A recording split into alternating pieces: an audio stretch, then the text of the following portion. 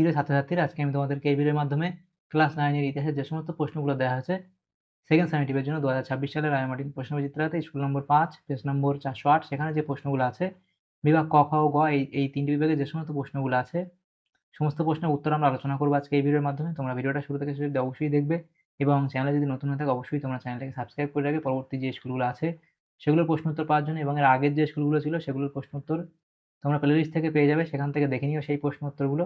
আজকে আমরা আলোচনা করবো এই 5 নম্বর স্কুলের প্রশ্ন উত্তরগুলো। তো এখানে দেখো যে 5 নম্বর স্কুলের যে প্রশ্নগুলো এখানে আছে 2026 সালে রায় মার্টিন প্রশ্নবিচিত্রাতে বিভাগ ক এর মধ্যে এমসিকিউ টাইপ প্রশ্ন দেওয়া হয়েছে 8টা 1 নম্বর করে, এখানে 8 নম্বর দেওয়া হয়েছে। তো এই প্রশ্ন উত্তরগুলোর পিডিএফ তোমরা পরবর্তীতে আমাদের টেলিগ্রাম চ্যানেল থেকে পেয়ে যাবে। ডেসক্রিপশনে আমাদের টেলিগ্রাম চ্যানেলের লিঙ্ক দিয়ে দেওয়া হয়েছে, সেখান থেকে তোমরা আমাদের টেলিগ্রাম চ্যানেলে যুক্ত হতে পারো, তাহলে পিডিএফ গুলো তোমরা সেখান থেকে পরবর্তীতে পেয়ে যাবে। তো একের দাগের প্রশ্ন কি বলা হয়েছে দেখো, সঠিক উত্তরটি বেছে নিয়ে লেখো। একের দাগের 1, ইউরোপের রুগ্ন ব্যক্তি বলা হতো। ইউরোপের রুগ্ন ব্যক্তি বলা হতো, তাহলে এখানে কোনটা হবে? ইউরোপের রুগ্ন ব্যক্তি বলা হতো, তাহলে এটা হবে, দেখো এখানে ইউরোপের রুগ্ন ব্যক্তি বলা হবে কাকে? তুরস্ককে। এখানে যে অপশনগুলো আছে সেটা হবে অপশন সি অর্থাৎ তুরস্ককে। এর পরবর্তী প্রশ্ন, কার্বোনারি হলো ড্যাশ গুপ্ত সমিতি। তাহলে কার্বোনারি হলো ড্যাশ গুপ্ত সমিতি, জার্মানি, রাশিয়া, তুরস্কের নাকি ইটালির? অপশন ডি অর্থাৎ ইটালির। এর পরবর্তী প্রশ্ন 3-এর দাগে বলা আছে কি যে ইম্পেরিয়ালিজম এ স্টাডি গ্রন্থটির রচয়িতা Adam Smith, J M Hobson, Lenin নাকি টয়েনবি? সেটা হবে অপশন বি অর্থাৎ জে এম হবসন। এর পরবর্তী প্রশ্ন 4-এর দাগে কি বলা হয়েছে? হেটাইরিয়া ফিলিকে হলো ইটালির বুদ্ধিজীবী সংস্থা, গ্রিসের গুপ্ত সমিতি, ইংল্যান্ডের পার্লামেন্ট নাকি রাশিয়ার বিদ্যালয়? তাহলে সেটা হবে অপশন বি অর্থাৎ গ্রিসের গুপ্ত সমিতি। পরবর্তী প্রশ্ন 5-এর দাগে বলা হচ্ছে দ্বিতীয় বিশ্বযুদ্ধের মহড়া বলা হয়। দ্বিতীয় বিশ্বযুদ্ধের মহড়া বলা হয়, তাহলে এটা হবে স্পেনের গৃহযুদ্ধকে, অপশন সি। তার পরবর্তী প্রশ্ন 6-এর দাগে কি বলা হয়েছে দেখো, রাশিয়ার জাতীয় আইন সংসদ হলো পার্লামেন্ট, স্টেটস জেনারেল, কংগ্রেস নাকি ডুমা? অপশন ডি অর্থাৎ এখানে হবে এরা ডুমা। পরবর্তী প্রশ্ন, ইংল্যান্ডে লুডাইট দাঙ্গা করেছিল শ্রমিকরা, অপশন এ। পরবর্তী প্রশ্ন, জিনিসপত্র তৈরিতে দৈহিক পরিশ্রমের বদলে যন্ত্রের ব্যবহার হলো শিল্প বিপ্লব, অপশন সি। তাহলে এখানে দেখো যে এমসিকিউ টাইপ প্রশ্নগুলো ছিল সেই এমসিকিউ টাইপ প্রশ্নগুলো এখানে হলো। এর পরবর্তী যে প্রশ্নগুলো আছে দেখো সেখানে কি বলা আছে, বিভাগ খ এর মধ্যে যে প্রশ্নগুলো এখানে আছে দেখো, এখানে আমাদের বলা হয়েছে যে প্রশ্নগুলো 2-এর দাগের 1 নম্বর করে দেওয়া হয়েছে যে নিচের প্রশ্নগুলির নির্দেশ অনুসারে উত্তর দাও যে কোনো 8টি। তাহলে এখানে হবে দেখো এর দাগে কি বলা হয়েছে, একটি বাক্যে উত্তর দাও। সেটা হচ্ছে সেফটি ল্যাম্প কে আবিষ্কার করেন? সেফটি ল্যাম্প কে আবিষ্কার করেন? তাহলে সেফটি ল্যাম্প কে আবিষ্কার করে সেটা হবে হামফ্রে ডেভি। সেটা হবে হামফ্রে ডেভি। তাহলে সেফটি ল্যাম্প কে আবিষ্কার করে? Humphry Humphry Davy. এর পরবর্তী প্রশ্ন হলো জাতিসংঘের প্রথম মহাসচিব কে ছিলেন? জাতিসংঘের প্রথম মহাসচিব কে ছিলেন? সেটা লিখবে ট্রিগভে লি। ট্রিগভে লি। ট্রিগভে, এটা হবে ট্রিগভে লি। এর পরবর্তী প্রশ্ন 3-এর দাগে, ওয়েল্ট পলিটিক নীতির প্রবক্তা কে ছিলেন? লিখবে কাইজার দ্বিতীয় উইলিয়াম। কাইজার দ্বিতীয় উইলিয়াম। কাইজার দ্বিতীয় কাইজার দ্বিতীয় কাইজার দ্বিতীয় উইলিয়াম।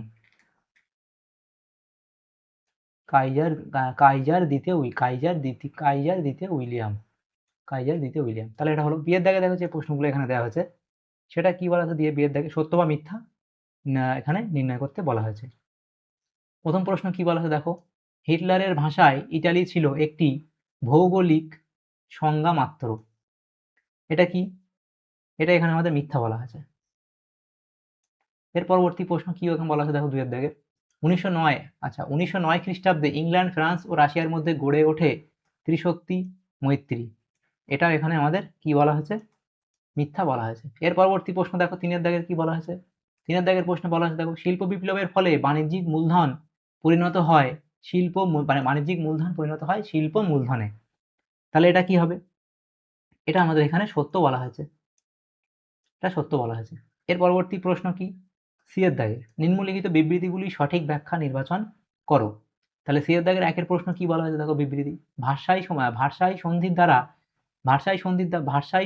আচ্ছা এখানে দেখো বিবৃতিতে বলা হয়েছে যে ভাষাই সন্ধির দ্বারা জার্মানির সামরিক শক্তি ভেঙে দেওয়া হয়। এখানে আমাদের ব্যাখ্যা এক বলা হয়েছে যুদ্ধ এড়াতে ইউরোপে শক্তিসাম্য প্রতিষ্ঠার চেষ্টা করা হয়। ব্যাখ্যা 2 বলা হয়েছে জার্মানির অস্ত্রশস্ত্রগুলি দখল করে নেওয়া হয়। ব্যাখ্যা 3 বলা হয়েছে জার্মানি ভবিষ্যতে যাতে বিশ্ব শান্তি ভঙ্গ করতে না পারে তার ব্যবস্থা করা হয়। তাহলে এখানে আমাদের কোনটা সঠিক হবে? সেটা হবে আমাদের এখানে ব্যাখ্যা 3, এটা সঠিক হবে যে জার্মানি ভবিষ্যতে যাতে বিশ্ব শান্তি ভঙ্গ করতে না পারে তার ব্যবস্থা করা হয়। এরপরে 2 এর দাগে বলা হয়েছে বিবৃতি ভারতকে ব্রিটিশ সাম্রাজ্যের রত্ন বলা হতো।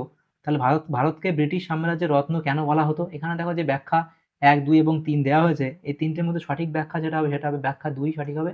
ব্রিটিশ উপনিবেশগুলির মধ্যে ভারত ছিল সবচেয়ে লাভজনক উপনিবেশ। পরবর্তী প্রশ্ন 3 এর দাগে কি বলা হয়েছে দেখো, সেটা হলো যে জার দ্বিতীয় আলেকজান্ডারকে মুক্তিদাতা জার বলা হয়। তাহলে এখানে কোন ব্যাখ্যাটা সঠিক হবে? এখানে আমাদের যে ব্যাখ্যাটা সঠিক হবে সেটা হচ্ছে এখানে আমাদের ব্যাখ্যা 3, এটা সঠিক হবে যে মুক্তির ঘোষণার দ্বারা তিনি রাশিয়ার ভূমিদারদের মুক্তিদান করেছিলেন। তাহলে এটা হলো। এর পরবর্তী যে প্রশ্নগুলো আছে দেখো বিভাগ গ।